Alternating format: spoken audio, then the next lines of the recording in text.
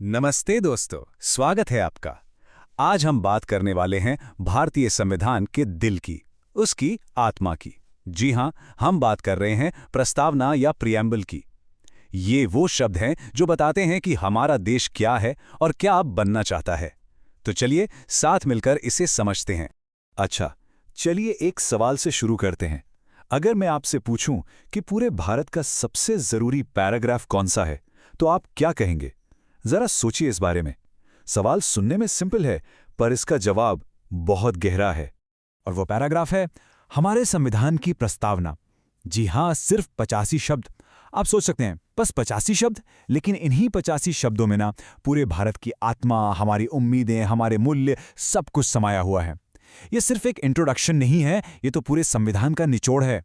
और देखिए, ये बात सिर्फ मैं नहीं कह रहा, खुद डॉक्टर बी.आर. अम्बेडकर ने इसे संविधान की कुंजी यानी चाबी कहा था। सोचिए, एक ऐसी चाबी जिसके बिना आप संविधान जैसे विशाल दरवाजे को खोल ही नहीं सकते, समझ ही नहीं सकते। ये हमें सीधे सीधे बताती है कि हमारे संविधान निर्माता चाहते क्या थे। तो फिर देर किस बात की? चलिए इस चाबी का इस्तेमाल करते हैं।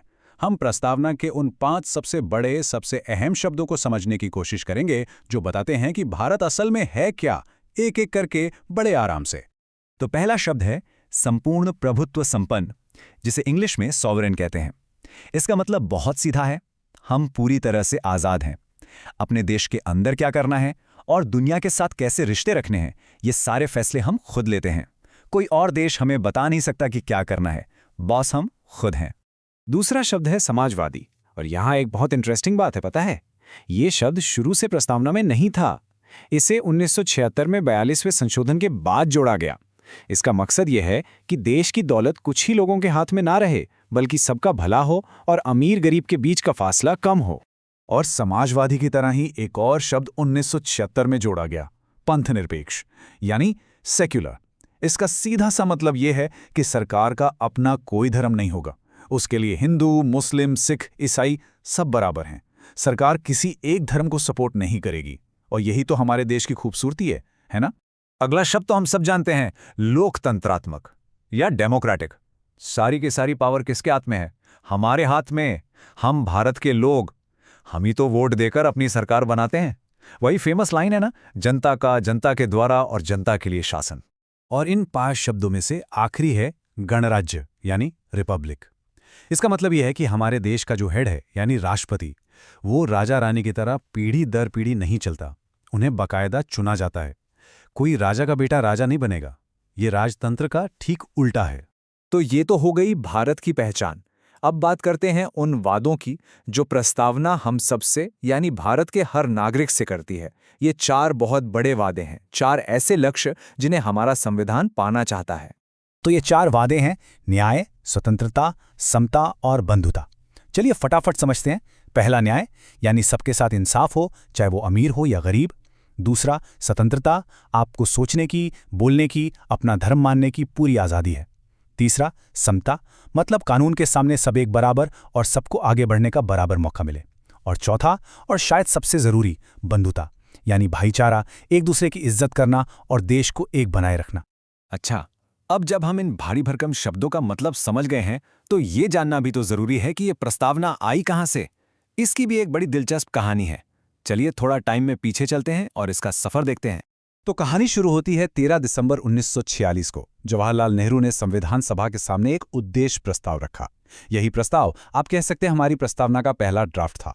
फिर 22 जनवरी 1947 को इसे मान लिया गया और फाइनली 26 नवंबर 1949 को ये हमारे संविधान का हिस्सा बन गई। और हाँ, वो 1976 वाला बदलाव तो याद ही होगा, जब इसमें 3 नए शब्द जोड़े गए, समाजवादी, पंथनिरपेक्ष और अखंडता। अखंडता का मतलब है इंटेग्रिटी, कि भारत को कोई तोड़ नहीं सकता। अब आता है कहानी में ट्विस्ट। एक बहुत बड़ा कानूनी सवाल उठा।